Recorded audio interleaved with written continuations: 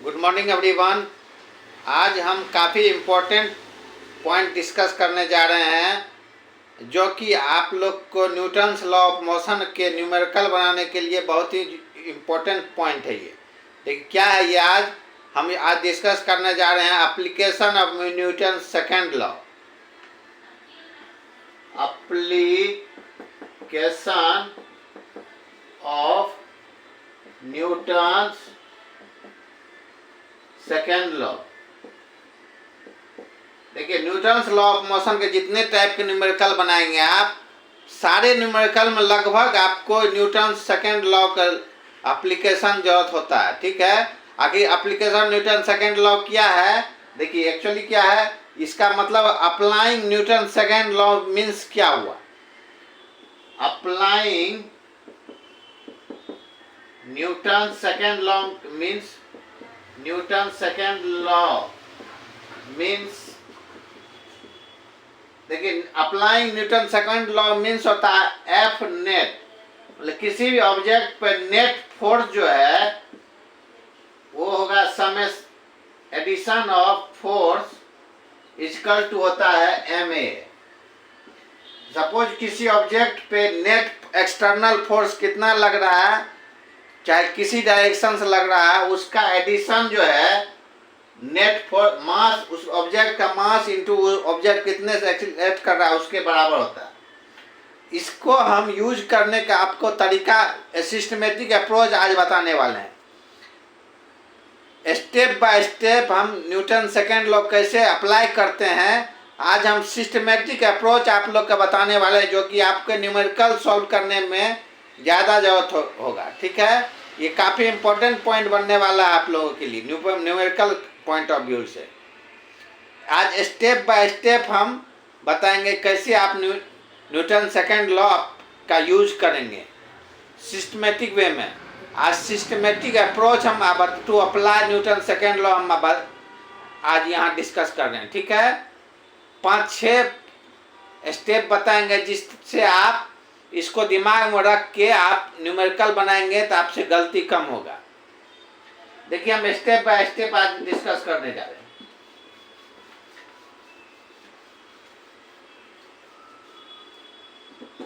सबसे पहला स्टेप होगा हमारा Newton's law second law apply करने के लिए। सबसे पहला स्टेप है आइडेंटिफाई द सिस्टम। ध्यान दीजिएगा, आइडेंटिफाई द सिस्टम। सिस्टम को पहले समझिए, कहाँ हम फोर्स, आइडेंटिफाई द सिस्टम का मतलब है डिसाइड करना। जैसे किसी सिस्टम में 2 ऑब्जेक्ट है, 3 ऑब्जेक्ट है, 4 ऑब्जेक्ट है, उसमें हम किस ऑब्जेक्ट पे न्यूटन सेकेंड लॉ अप्लाई करने वाले हैं उसको डिसाइड करना। आइडेंटिफाई द सिस्टम का मतलब है डिसाइड विच ऑब्जेक्ट एनालाइजिंग। इसका मतलब डिसाइड करना है आपको सबसे पहले which object you are analysing. सबसे पहले तो आप आइडेंटिफाई कीजिए किस ऑब्जेक्ट पे आप फोर्स को अप्लाई, न्यूटन सेकेंड लॉ को अप्लाई करने जा रहे हैं सिस्टम में। जब ये आप आइडेंटिफाई कर लिए हमको किस ऑब्जेक्ट पे आपको न्यूटन सेकेंड लॉ अप्लाई करना है, तो उसके बाद दूसरा स्टेप बनेगा आपका। दूसरे स्टेप में आप क्या कीजिए, फ्री बॉडी डायग्राम बनाइए। दूसरे फ्री बॉडी डायग्राम क्या है हम आपको सेपरेट वीडियो में बताए हुए हैं। आप कृपया हमारा फ्री बॉडी डायग्राम वाला वीडियो देख लीजिए, जिससे आपको फ्री बॉडी डायग्राम आप कैसे यूज होता है। फ्री बॉडी के डायग्राम में कुछ नहीं है कि जब आप आइडेंटिफाई कर लिए किसी ऑब्जेक्ट को, आप उस पर हमको न्यूटन्स लॉ लगाना है, तो उस ऑब्जेक्ट पे कौन कौन सा फोर्स एक्ट हो रहा है उसको फ्री बॉडी डायग्राम से दिखाना है। Show all force acting on it. Free body diagram में सारे फोर्स, कौन कौन सा फोर्स उस बॉडी पर लग रहा है उसको दिखाना रहता है। ठीक है, दूसरा स्टेप समझ गए। उसके बाद तीसरा स्टेप में आपको क्या करना है, कोऑर्डिनेट समझ, रिजॉल्व, चूज कोऑर्डिनेट। तीसरे स्टेप में कोऑर्डिनेट को चूज कोऑर्डिनेट। चूज कोऑर्डिनेट मतलब होता है, यूजुअली हम क्या करते हैं, मोशन की डायरेक्शन को एक्स एक्सिस मानते हैं। जब ऑब्जेक्ट मोशन कर रहा है, जिस डायरेक्शन में मोशन कर रहा है उसको पॉजिटिव एक्स एक्सिस मानते हैं, और उसके परपेंडिकुलर को वाई एक्सिस मानते हैं। जनरली कभी कभी चेंज भी होगा, लेकिन जनरली बात कर रहा हूँ, एक्स एक्सिस एक को मोशन के डायरेक्शन मानते हैं और उसके परपेंडिकुलर वाई डायरेक्शन। तो आपको उस फ्री बॉडी डायग्राम के बाद आपको कोऑर्डिनेट चेक करना है। उसके बाद चौथा पॉइंट बनेगा आपका रिजॉल्व फोर्स इनटू कंपोनेंट। जब आप कोऑर्डिनेट सेलेक्ट कर लिए तो उस कोऑर्डिनेट में यदि सपोज कोई फोर्स आपको दूसरे डायरेक्शन में लग रहा है, किसी एंगल में लग रहा है, तो सारे फोर्स को आप ब्रेक करके कोऑर्डिनेट सिस्टम ले आइए। यदि एक्स एक्सिस में तो एक्स में ले आइए, वाई में तो वाई में ले आइए। सारे फोर्स को आप कंपोनेंट में ले आइए। वो आपको हम वेक्टर कैसे कंपोनेंट में तोड़ते हैं, आपको वेक्टर में हम बताए हुए हैं, ठीक है। चौथा स्टेप आप समझ गए, रिजॉल्व और फोर्स इनटू कंपोनेंट। यदि एक्स कंपोनेंट है, वाई कंपोनेंट में आप उसको तोड़ लीजिए, ठीक है। जब इसका अप्लाई आप देखिए, कोई बड़ी चीज नहीं है ये चीज, आपको स्टेप बता रहे हैं जिससे कि आप आसानी से समझ जाए।